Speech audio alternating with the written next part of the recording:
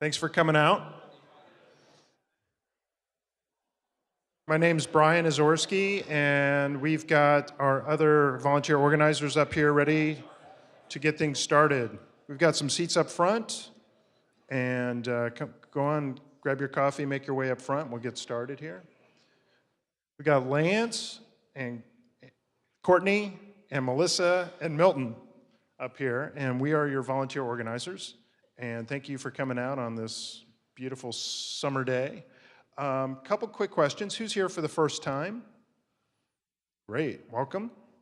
And we've got a lot of veterans that have been here many times. Could you raise your hand? And I know there's people that travel from out of state that come here. Who's here from Kansas? All right, welcome. Appreciate that. We've got some big news this morning. Today we're launching 1 million cups in Milwaukee, Albuquerque, and Salt Lake City. That brings us to 50 cities. That's 49 in the US, and where's the San Juan? Okay, so we are continuing to grow, and very proud that we started 1 million cups right here in Kansas City. So to get things started, I want to introduce John McKee. He's actually here from Peoria today, and he's one of the organizers from Peoria. So we had a good chance to meet him last night, and come on up and let's get things kicked off. Thank you.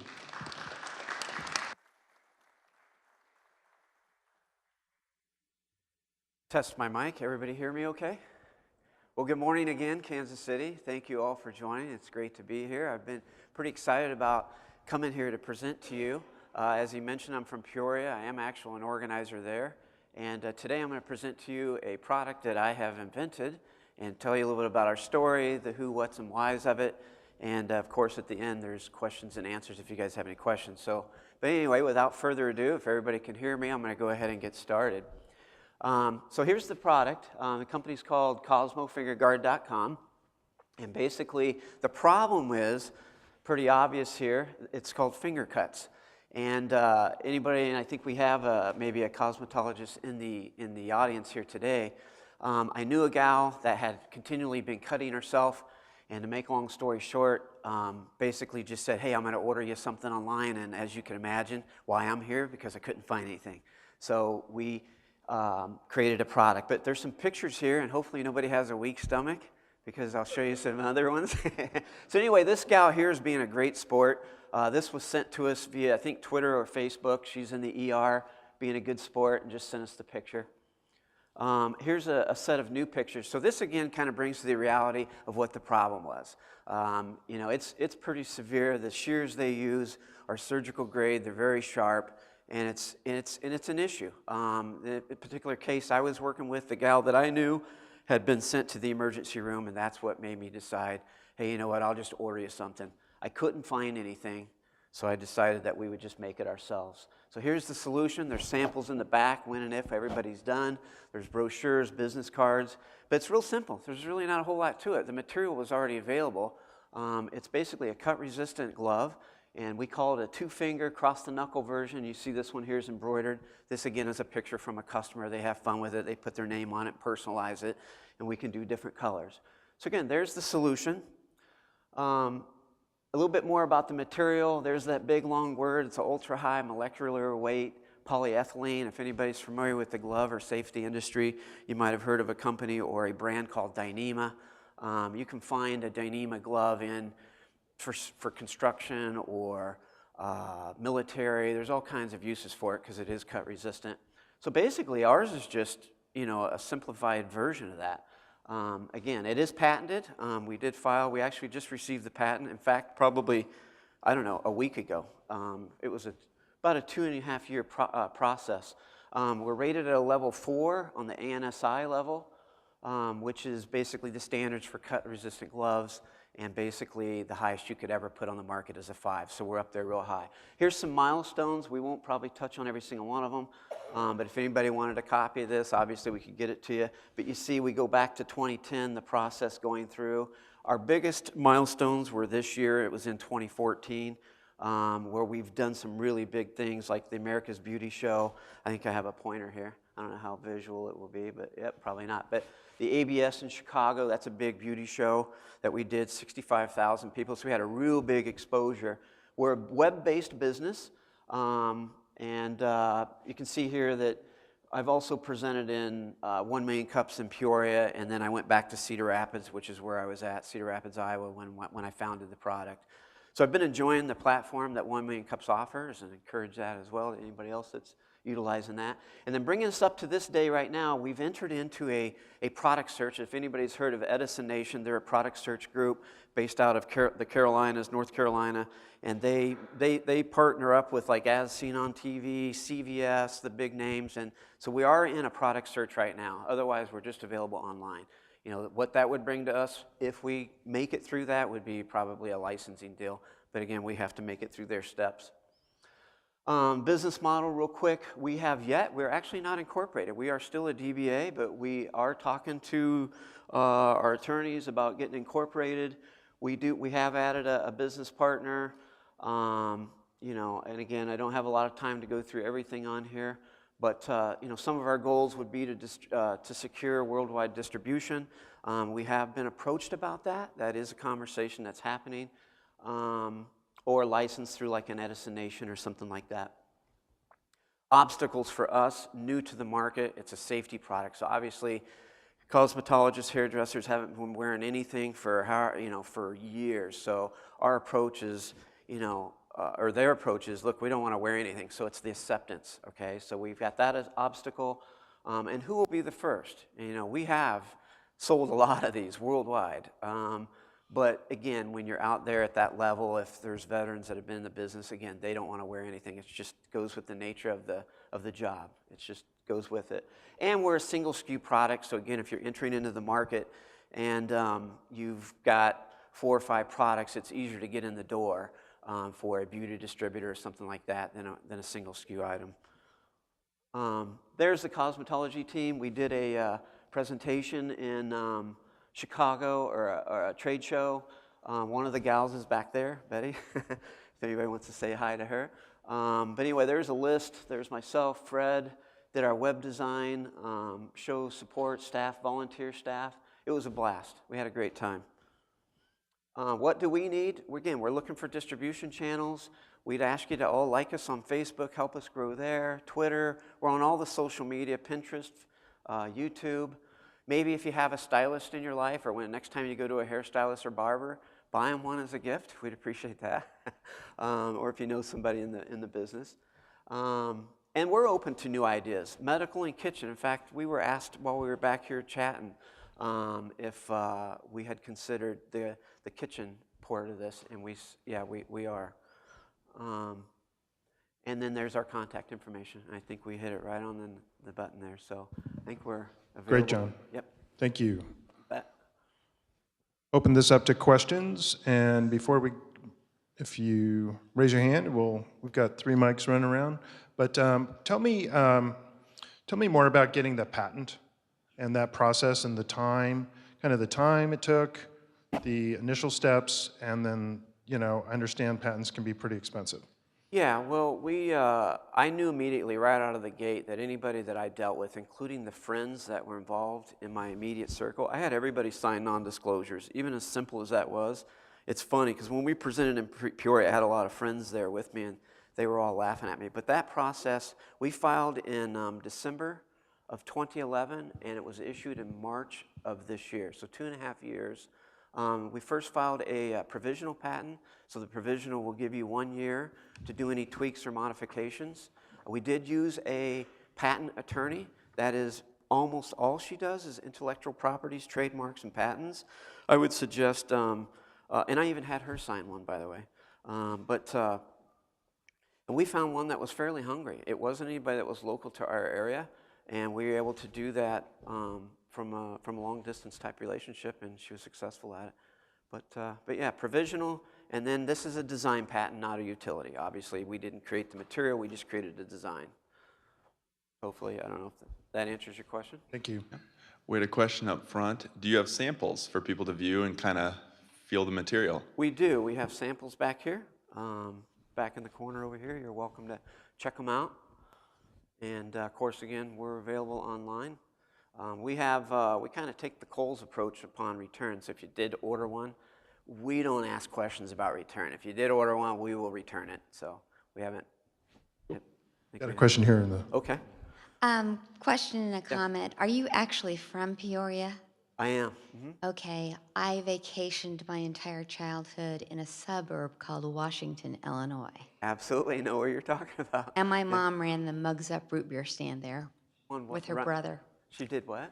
She and her brother ran the Mugs Up root beer stand there years and years ago. That is Anyway, brilliant. Yeah. my comment is, and I'm not sure what your price point is on your product, but an idea might be when you're speaking to your Million Cups audience, that as a party favor or a handout or whatever, that you give one to each of us, because I'm sure we get our hair cut by either a stylist or going to a barber. That might be another channel to get your product out over the metropolitan area.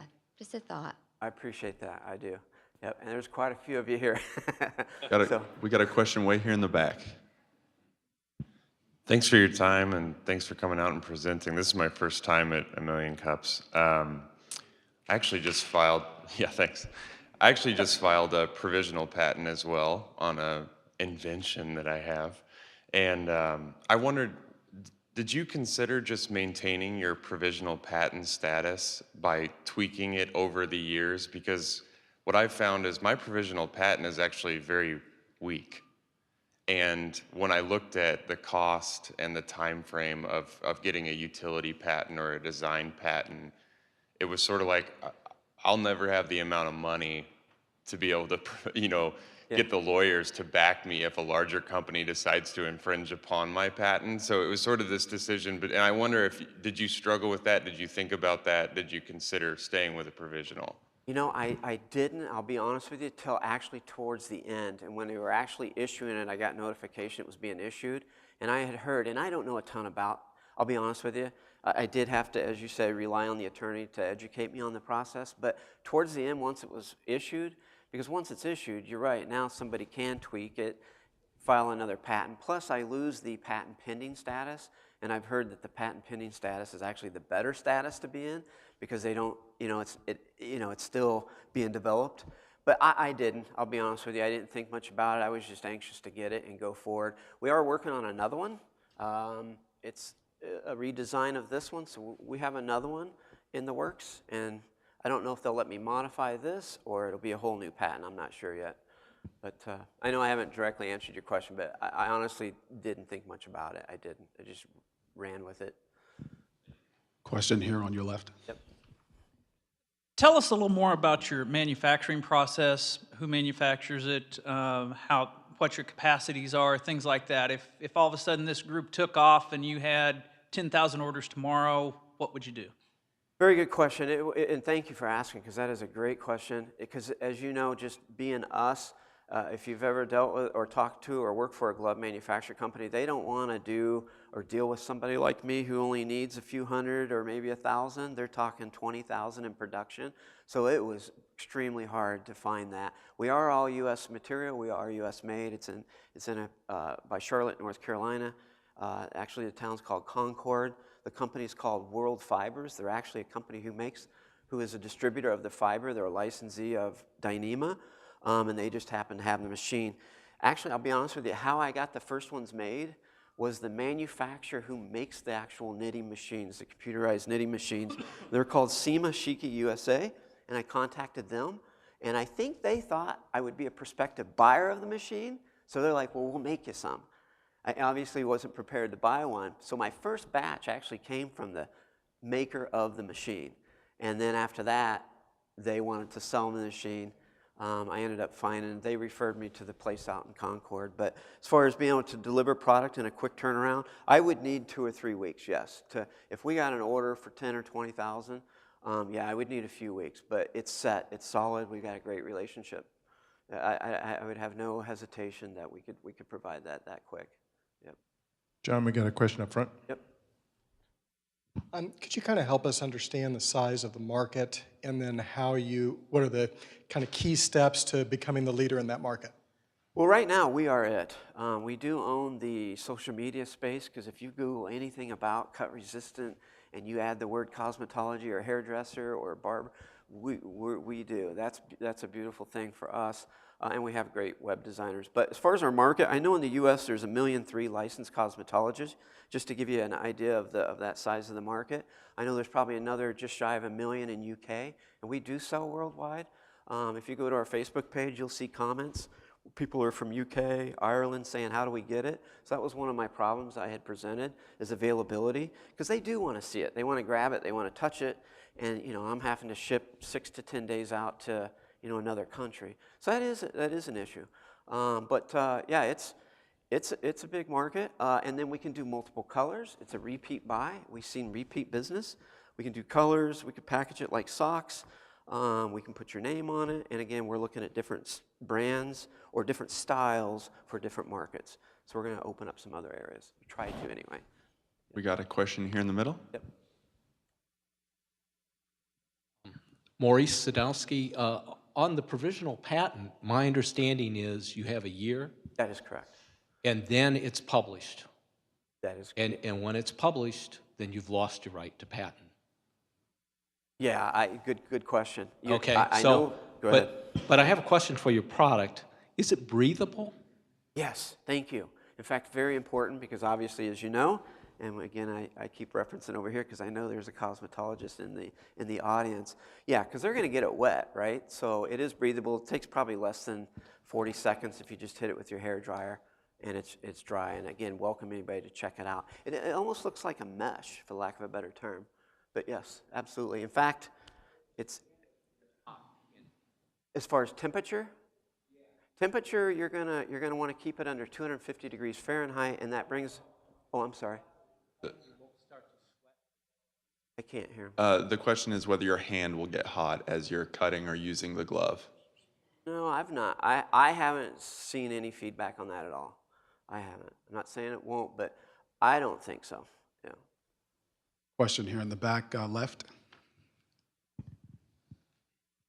Well, congratulations on getting your patent.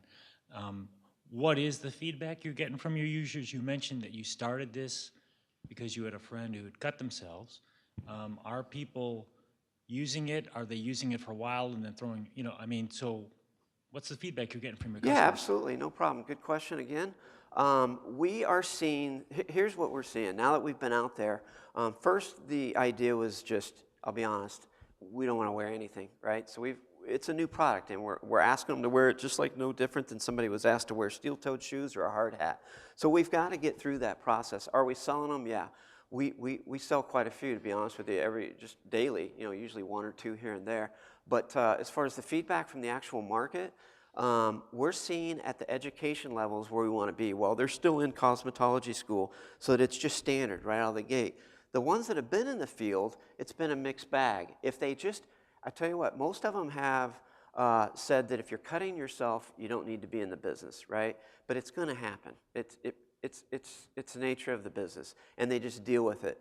But the ones that are saying that and then cut themselves, we're a reactive product. So I'd say probably 90% of our purchases online have been because they just cut themselves, no matter their tenure in the business. Now, we've also found that at the education level, when we go into the college and present, they love it, because they're there still learning, being educated, and they're being taught safety, whether it be electrical or slips and falls, any of the safety features. So that's really where I'm seeing we'd want to be. So as the market continues to grow, the new cosmetologists come out into the field, it's part of their kit. They get a kit, they get shears, they get the items that they need, and we just be in that. That's our thought. Another question here in the middle. back. Hi, Chris Longley. My question regards to your product liability insurance.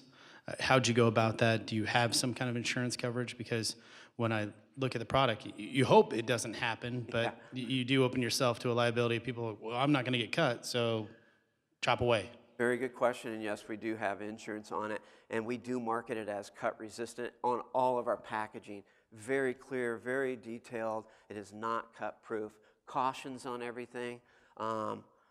But yeah, we know that's a possibility, but we're very clear that it's not 100% cut proof, just cut resistant.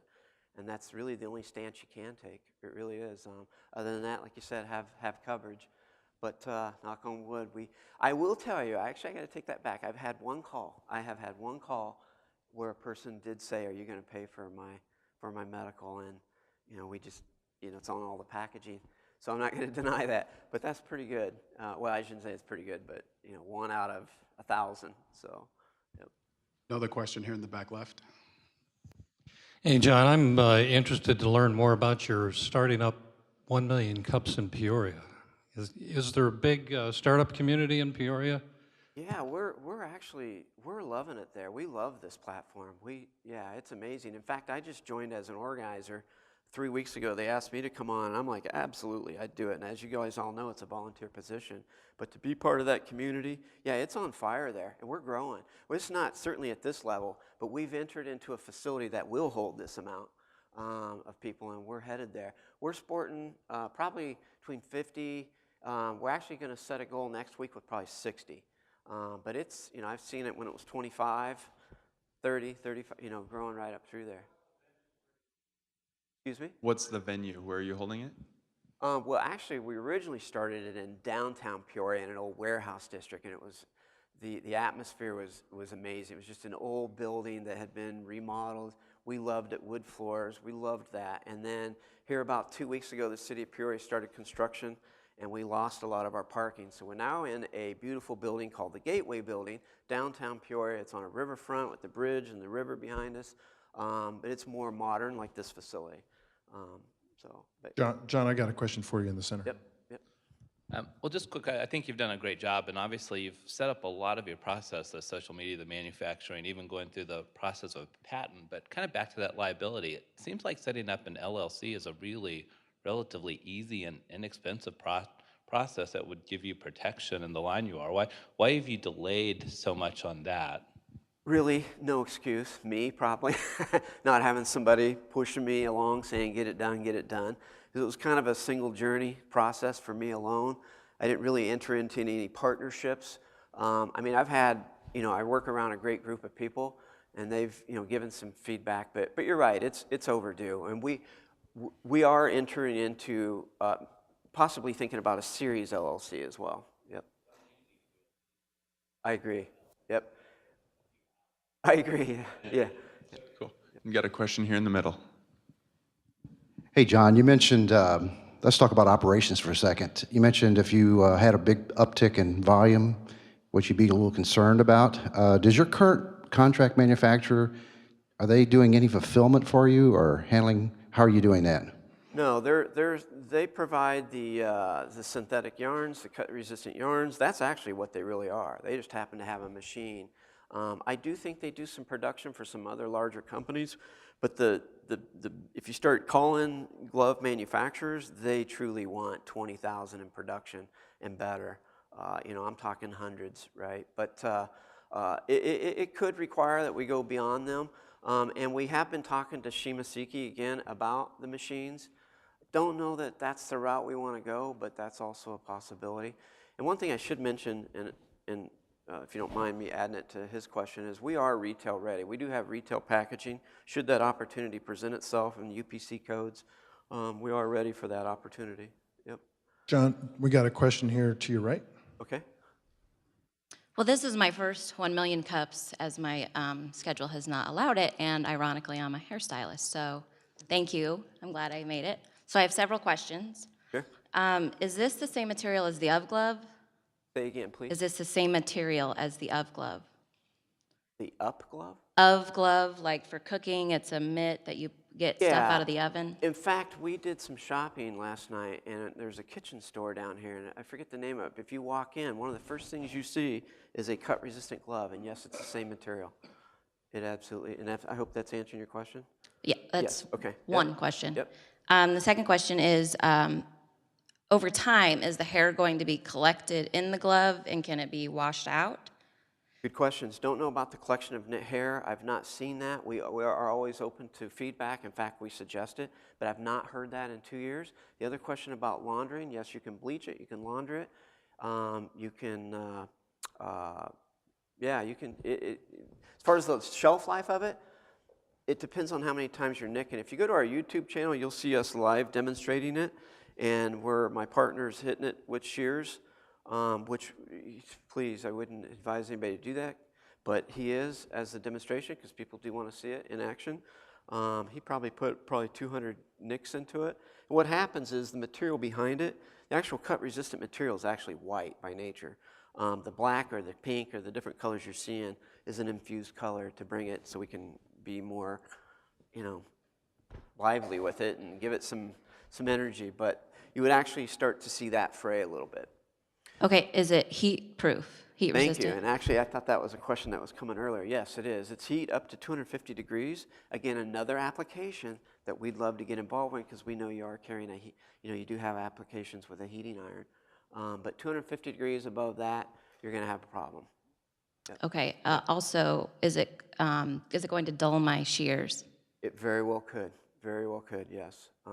Another thing to your point, being as we're getting into the materials, it is also infused with what's called alpha sand, so it is antimicrobial, so it is an FDA-approved product. You could use it in the kitchen, as well as I know that'd be a concern in the salon as well. Yep. And my last question is it custom sizable? Yeah, there's 2 sizes. You want to wear it snug. There's a small and a large. We found that has fit the gamut as we put it out in the market. But yeah, there's 2 different sizes. Well, a lot of hairstylists, sorry to interrupt, a lot of hairstylists have those really long nails. So can they cut the ends off? You can. You'd have to really work at it, and in my opinion, you're probably going to ruin it. Yeah, because it is. It's pretty hard to. You got to work at it. You can cut it, but you got to work at it. You'd have to purposely be trying to cut it. Yep. Got a question here on your left in the back. Okay. Thanks, John. My question is about practicality. So when you use that and you're cutting someone's hair, obviously that comb needs to be disinfected every time.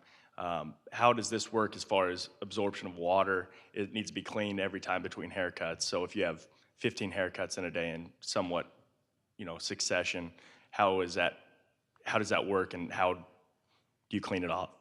Well, it's a very, very good question. Again, it is antimicrobial. It has a product in it called alpha sand. So the material itself, the yarns are antimicrobial, so it does resist germs. It is going to get wet.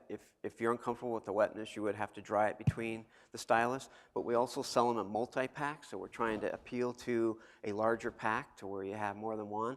And we're also seeing that it really has been the folks that are unfortunately having the reoccurring accidents, and believe me, they're out there, yeah, and they admit it, hey, I'm just, I'm flailing away and I have an accident.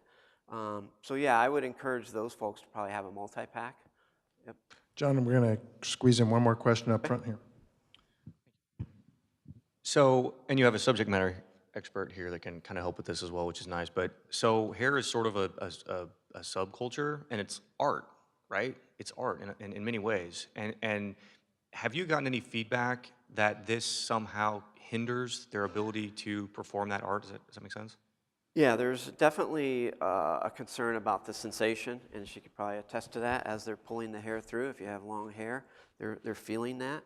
We have found after about a week of use, you get used to it. You're not going to bring that feeling back. We make it as thin as possible. We can actually make it thicker to where it's impossible to, I should say impossible, but virtually you'd really have a tough time cutting it. So we had to find that fine line between still maintaining that sensitivity. So there is some sensitivity, but it's going to take probably about a week to get used to it. But you're right, very good question. Yeah. Having that feeling of the hair is important. Yep. John, I know would you put up your ask slide again? Thank you for preparing that. What we can do for you? Which slide? What we can do for you as a community? Yep. Let me see here. There we go. Great. All right, run through that one more time for us, and before we let you go. All right. Well, again, we're open to distribution partners. That could be just local beauty suppliers. There's a ton of them out there. Some regional, some national, some worldwide. So we appreciate you guys following us, liking us on Twitter, YouTube, Pinterest. Pin us, help us, spread that opportunity out there. so that people know that it's available. Tell your stylist next time you're getting your hair cut or barber, buy it as a gift if there's somebody in the family. If you contact us directly, we can actually customize it. We can put their name on it, and I'll be honest with you, 9 out of 10 of our web orders, they do want that. They want that customization, and that does cost extra. And we're open to new ideas, and what I meant by that is it's been brought up before, hey, are we looking at other markets? Are we looking at different styles of gloves? So yeah, right now we are looking at medical and kitchen as a possibility. John, I know one of our attendees mentioned some sort of giveaway. I know it'd probably be expensive to do the glove, but I may suggest, I think there's ways to customize Band-Aids with your logo. That would be a good giveaway. We would love that, and I love that idea. All right. Thank you, John. Appreciate that. You're welcome.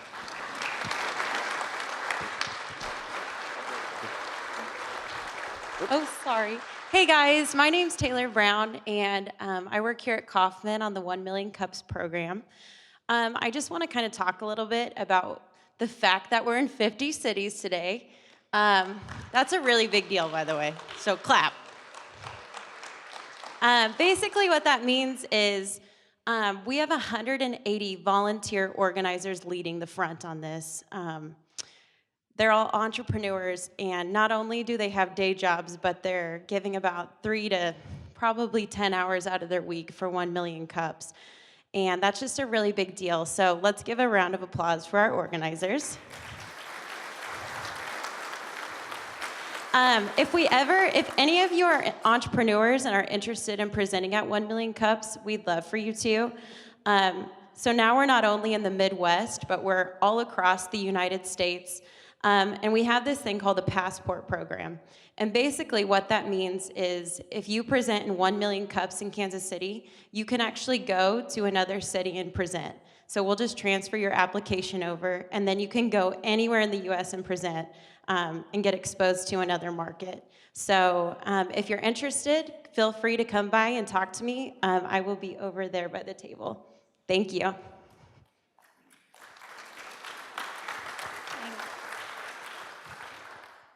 Okay, other announcements for this week. All the announcements are in the back of your sheets, so please take a look for details. But entrepreneurs have until August 15th to apply for the Get in the Ring pitch competition, so please check that out and apply. The Collab Brew meets every week with innovators in the community.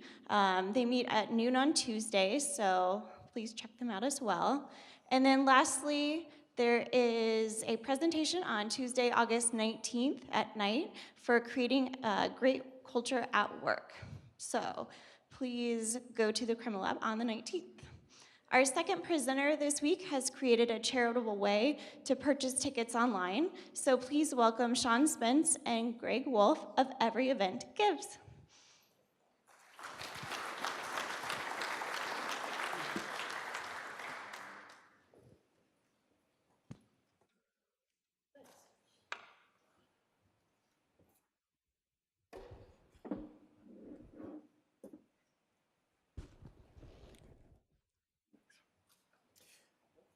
Yeah, thanks, Greg. Thanks, everybody. I'm Sean Spence.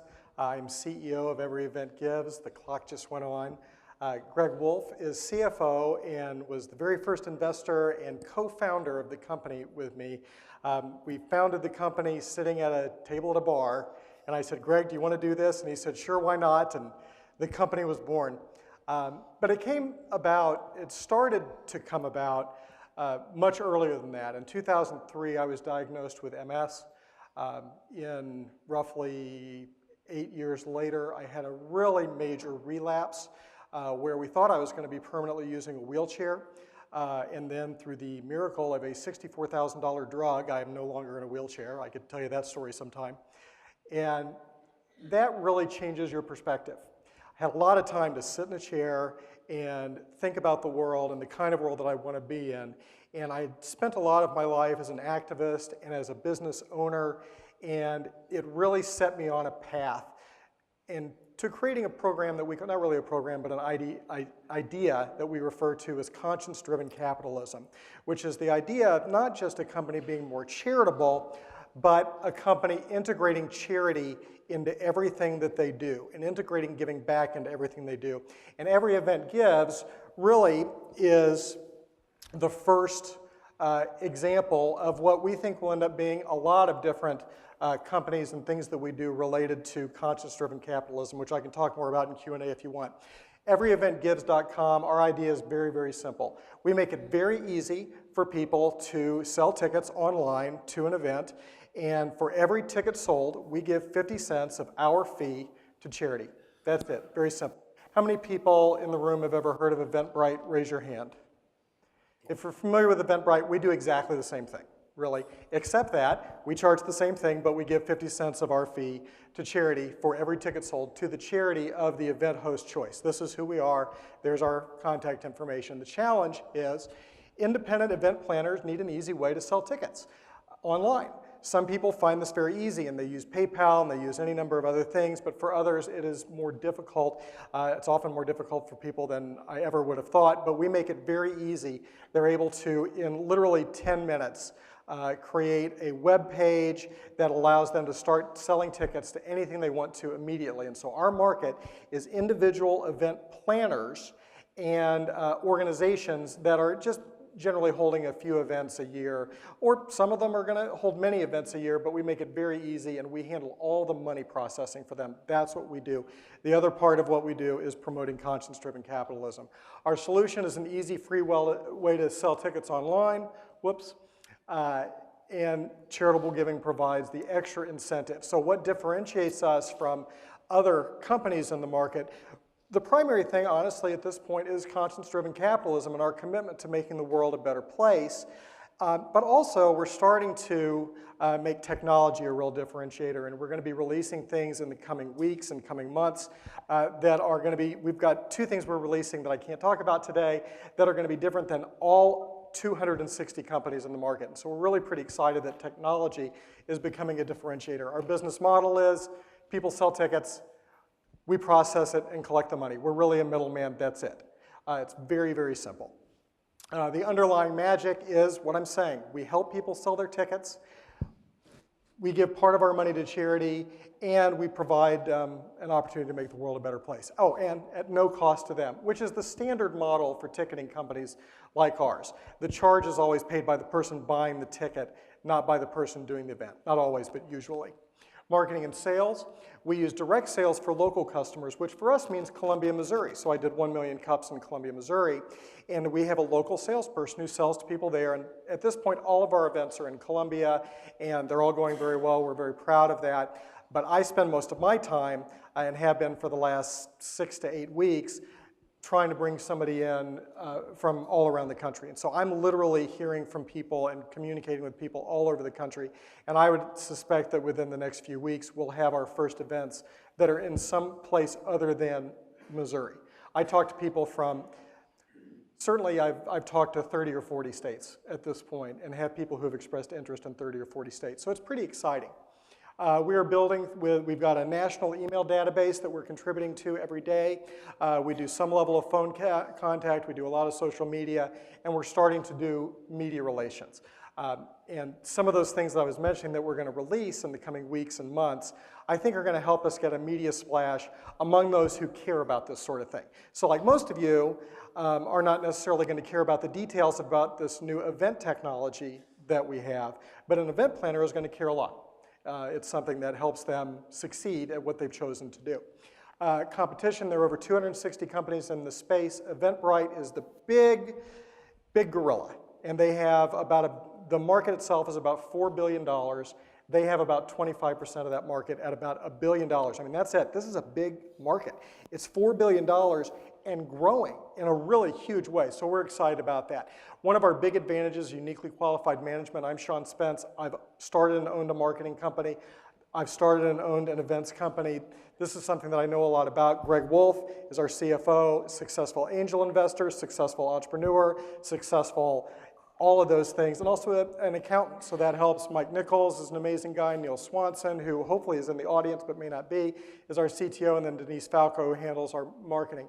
Financial projections, this is what we pay attention to. How much are we getting in investment? How much are we making in sales? How many events and hosts do we have? So that's what every single day I'm looking at those three things and saying, how are we doing? Are we getting better? Are we not getting better? Are we on track? Right now, we're actually a little bit ahead of where we want to be, but I got to keep pushing every single day. Status moving forward. This is your last slide. We have a proven concept, and we are revenue positive today. So we're excited about that, but we're very small. I say we're revenue positive. It's really, really small. It's just positive. We're building our client base every day. That's what we're doing. We're proving the concept at a higher and higher level. Like I was saying, we want to go nationwide. That's really what we care about is nationally. Raising money, every level of success that we have, we're saying, okay, how can we leverage this to raise more money? And that's really an integral part of what we're doing on a daily basis, and we're getting ready to do more and more of that. And in the long run, we're building a profitable company that we're either going to sell or keep building, and we'll decide that as we move along. That is the end of my time. That's my basic pitch. That's what we're doing. I'm here to answer anything you want. Greg is also here, and as both an investor and as the CFO and as a partner in the company, he can offer some perspectives that I can't necessarily answer, so shoot. Great, thank you. Thank you. Got a question here on the left. Love the concept, good presentation, but how are you planning on taking on Eventbrite and the other 259 companies that are in your space? Yeah, it's a great question. Honestly, first of all, when you're small, victory can be defined in a much smaller way.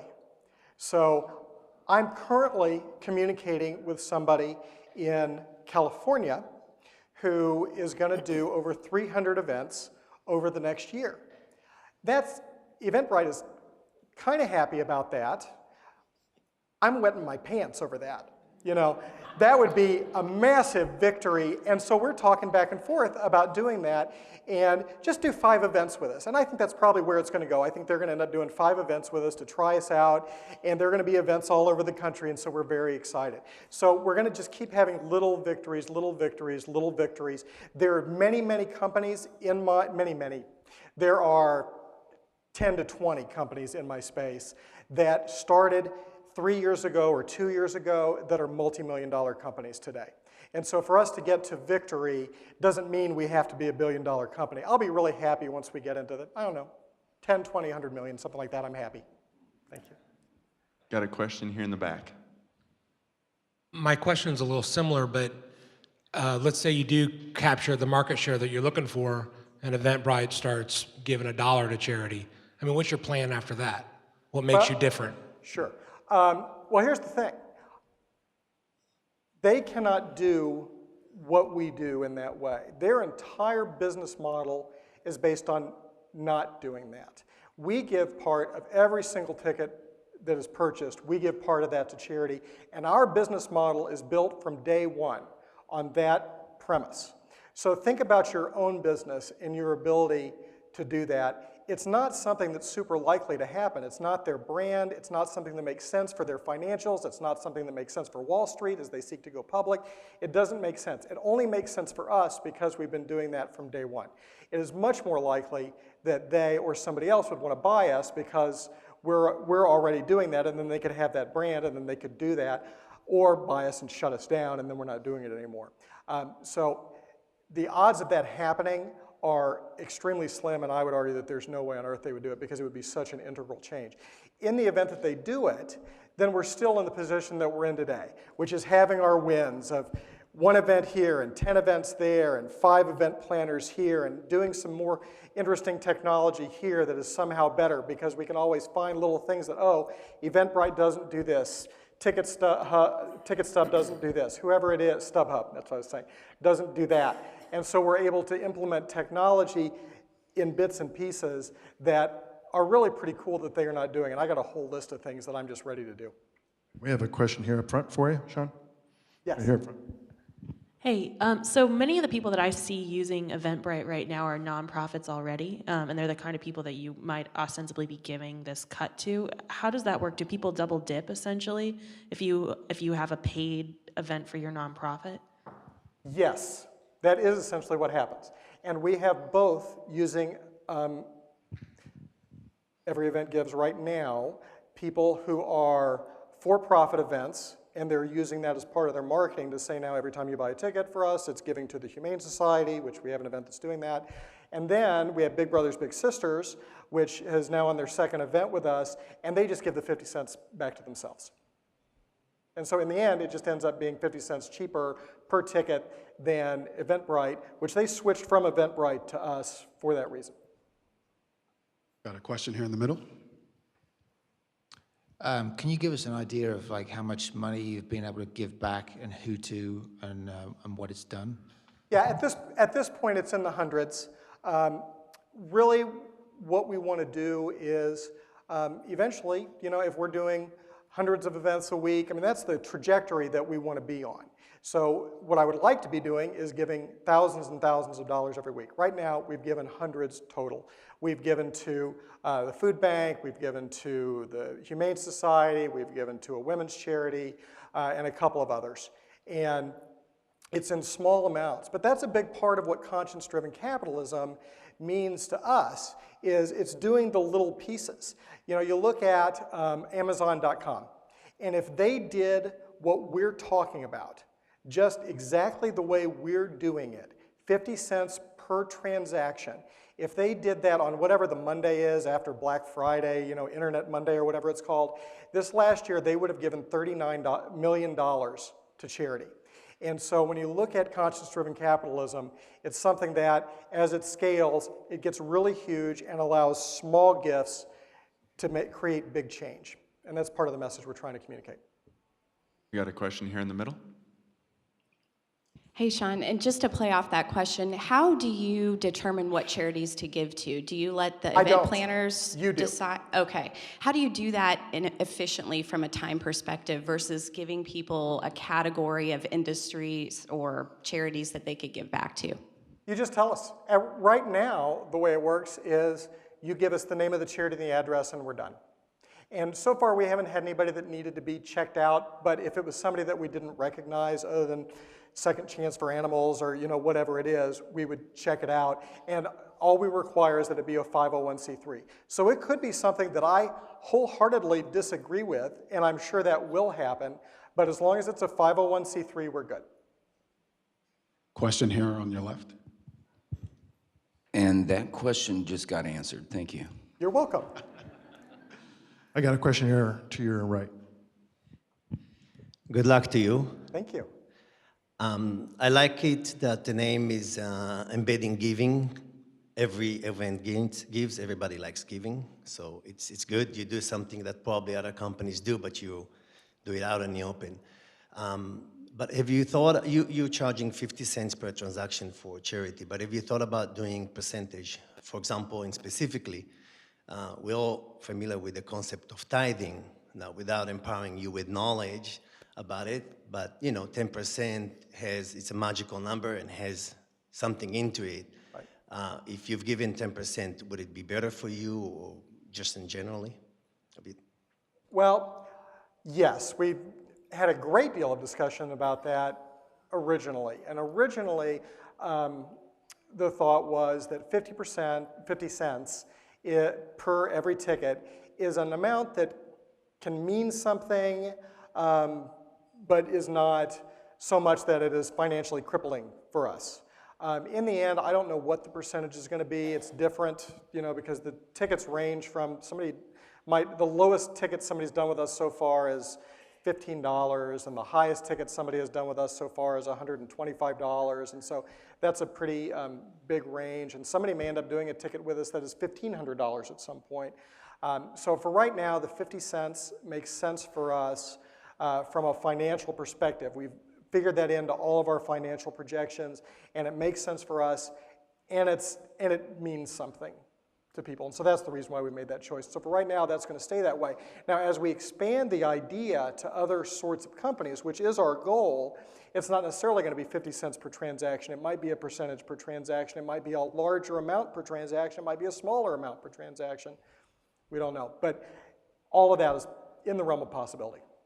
Got a question here on your left. Hello, this is sort of a question, sort of a comment. I'm Vice President of the Inventor Center of Kansas City.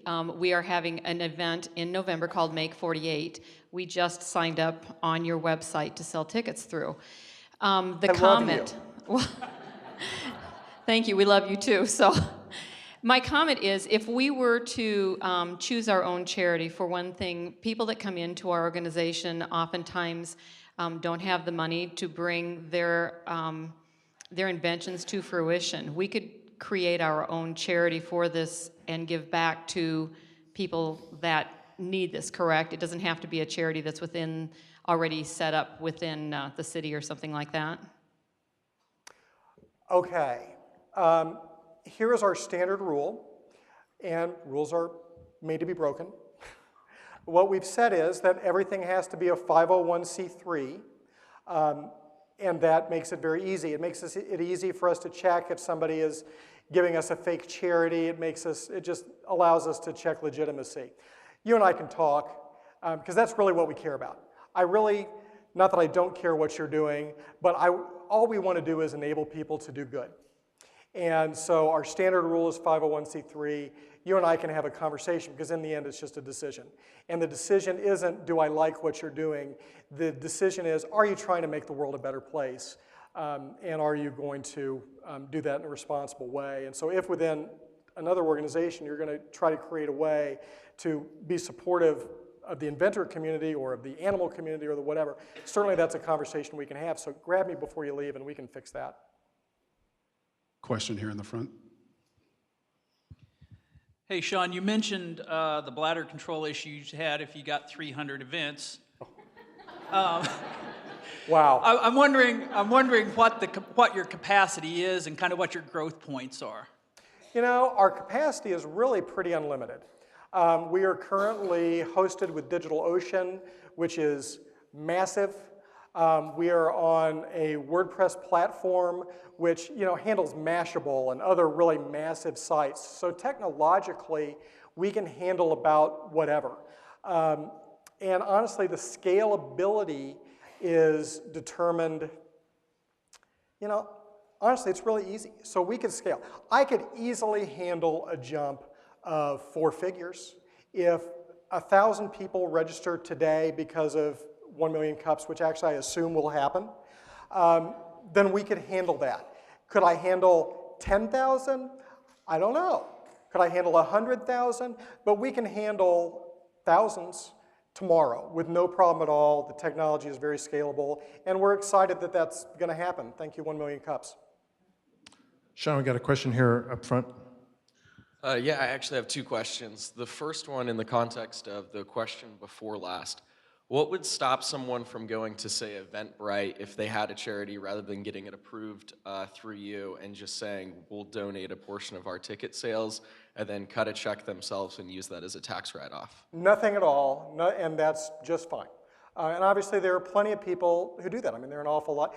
Somewhere around 10% of the people who are using Eventbrite right now are charitable organizations that are basically doing what you just said. The difference is that we are giving part of our fee. So for you to make the world a better place doesn't cost you any more with us than it would in any other way. We charge the same thing Eventbrite does, and we give 50 cents of our fee. So yes, you could give 50 cents of your take to that. You could give 100% of your take to that, whatever it is you want to do.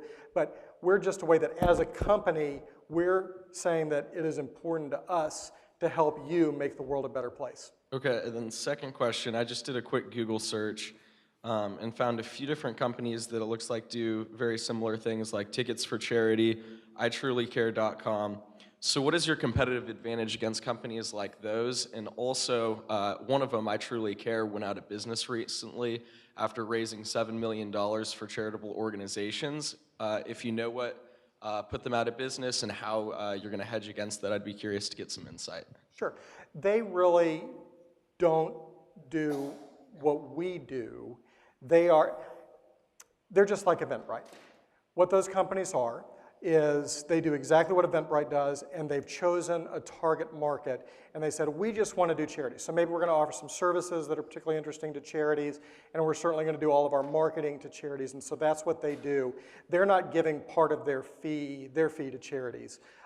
They're just making it easier for charities to give. So really, there's no difference between those companies and an Eventbrite or an EventB or any number of other competitors. Why they failed is because they're not as good as we are. That's really it. And I'm making a joke, but yeah, that's really kind of true. I mean, the fact is, startups almost always fail. And why those folks usually fail, from what we've been able to see, and I know a little bit about one of those companies that you've talked about, but most often it has to do with trying to ramp up faster with overhead before you've either got the financing or it's ramping up too fast. That's the most common reason for for ticketing companies that fail. We are not doing that. We're being extremely cautious. Let me tell you what, Greg, as CFO, is a pain in my backside, and we watch every dollar and every penny, and we watch the pennies till they scream. And at some point, we could fall victim like anybody could, but we are not going to be the victims of hubris. We are not going to spend more money than makes sense for our size. We got a question here in the middle. In reference to a past question on using something that's not a 501c3, you might reframe it as a scholarship. Oh, that's interesting. Yeah, thank you. Question here on your left. You talk about taking on Eventbrite. Have you considered the slightly different space of taking on Ticketmaster? So when I go to a show at Crossroads or Blue Note in Columbia, I'm going to, like right now, I'm looking at Frontgate, places like that, where they're partnering with the club or the like a Pipeline Productions, the concert promoters. Is that something you guys have considered going into? Because it sounds like your technology and plus your idea of giving to charity is all in place that you could easily do the 30 concerts that Crossroads, at Grinders does. Yeah, I can answer that. Oh, I just got crazy. I can answer that question very, very well. And yes, that is something that's a great question. We've thought an awful lot about that. It's actually two pretty different spaces. It's individuals and organizations who do events versus venues who do events, right? So you've got a venue that might have 10 events during a week or 2 events during a week, so you have to set up a box office for them as opposed to setting up an event for them. And yes, that is on our development horizon. And of course, I'm happy to have you mention the Blue Note in Columbia. How many people, anybody know the Blue Note in Columbia besides my friend here? Several people. It's a pretty famous club, if you went to MU especially. The founder of Blue Note is on our advisory board. We've created just a killer advisory board. And he's helping us. He's also the founder of the Roots and Blues Festival, which has 20 to 30,000 people a year. And that's actually, the next thing on our list is to be able to do 20 or 30,000 people events. And then 12 to 18 months down the road, we're going to start looking at doing venues. And you're right, it's something that we should be doing. It's just more technology than you might think. Got a question up front? Sean, do you have a marketing plan to help drive attendance to specific or niche-oriented type of events? Well, what we do is, which honestly, the concept is really the same throughout the industry, for the most part. What pretty much everybody in the industry does is offering tools to make it easier for you to market your event. And so we really, at this point, are doing what the industry does and trying to figure out ways to do more to help people. But what we do is we offer ways to make it easier to email people. In fact, we're getting ready to partner with a very large emailing company that's a competitor of Constant Contact in St. Louis that's doing very well. We love them. Market Volt, by the way, you should check it out. And we help people do social media and those sorts of things. So that's really our strategy there, is to help our users market their events with tools that will make it easier. Sean, thank you very much for your presentation. Last question, how can we as a community help you? I love it when the community wants to help me. Really, we're pretty simple. If you have an event, like my new best friend of the day right back there, If you have an event, please use Every Event Gives. It's an easy, easy thing. You get registered, you can set up an event. It takes literally 10 to 20 minutes if you've got a complicated event. And tell people, tell event planners. How many people are really involved with a nonprofit organization in this room? Right, we got a lot of people. Go tell your nonprofit organization the next fundraiser you have, you need to use Every Event Gives. It will make it easier for you to sell tickets. It will make it easier for you to market. It will make it easier for you to make money. So those are really the two biggest things that you can do, and we would love it. So just spread the word and use us. Like us on Facebook. And like us on Facebook and Twitter and all of those things. Yeah, but please like us on Facebook because I'm posting and I want more friends. All right, thank you. Thank you so much. You guys are wonderful. Thank you.